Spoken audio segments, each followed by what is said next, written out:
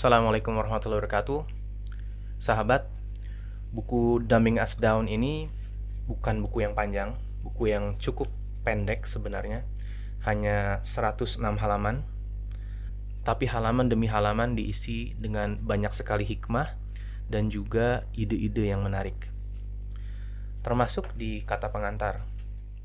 Di dalam buku ini, kata pengantar ditulis oleh Thomas More.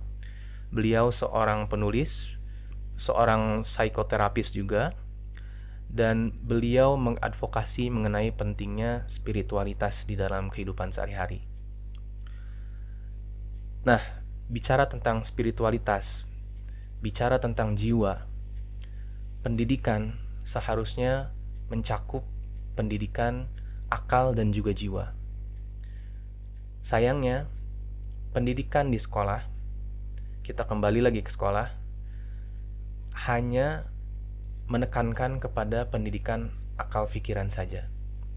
Dan itu pun dilakukan dengan sangat sempit, di mana penekanan di dalam pendidikan hanya dilakukan kepada hafalan, kemampuan meretensi informasi, kemampuan menyelesaikan soal-soal ulangan, dan kemampuan untuk mengetahui. Bahkan tidak sampai ke tingkat mengerti sesuatu dengan paripurna. Dengan sempitnya kriteria penilaian dan kriteria keberhasilan pendidikan di sekolah, hal-hal lain yang tidak kalah penting seperti kejujuran, nilai-nilai kebaikan yang universal, integritas, kelembutan, kesabaran, kasih sayang, dan karakter-karakter lain yang kita inginkan ada di dalam diri anak-anak kita dan juga generasi ke depan, itu tidak menjadi sebuah prioritas pada pendidikan di sekolah. Padahal bisa kita katakan bahwa hal-hal tadi jauh lebih penting dari kemampuan meretensi informasi, dari kemampuan mengerjakan soal-soal matematika atau soal-soal lainnya yang ada di dalam kurikulum di sekolah. Di dalam kata pengantar buku Dumbing Us Down ini, Thomas More juga melihat akar kata dari pendidikan dalam bahasa Inggris, yaitu education, di mana pada umumnya biasanya education dijelaskan berasal dari kata Latin yang merupakan gabungan dari kata edu dan sere, yang artinya membimbing keluar potensi yang ada di dalam diri. Tapi Thomas More di sini lebih menekankan kepada eduke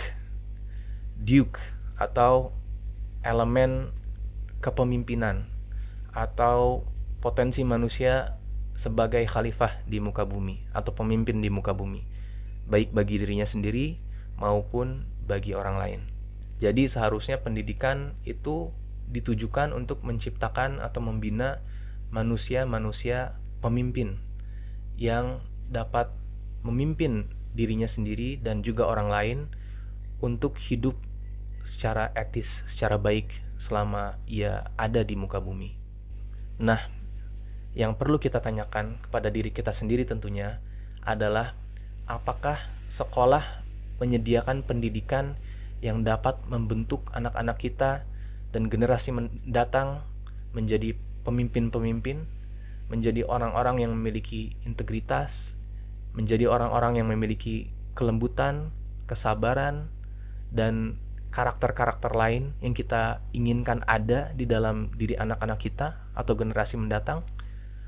Atau jangan-jangan kita tidak berpikir sampai sana.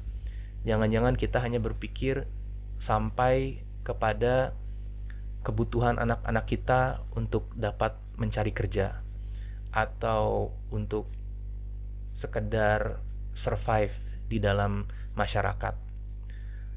Nah, mungkin kita bisa diskusikan juga di kolom komentar. Sekian dari saya untuk video kali ini. Insya Allah kita akan bertemu lagi di video berikutnya. Wassalamualaikum.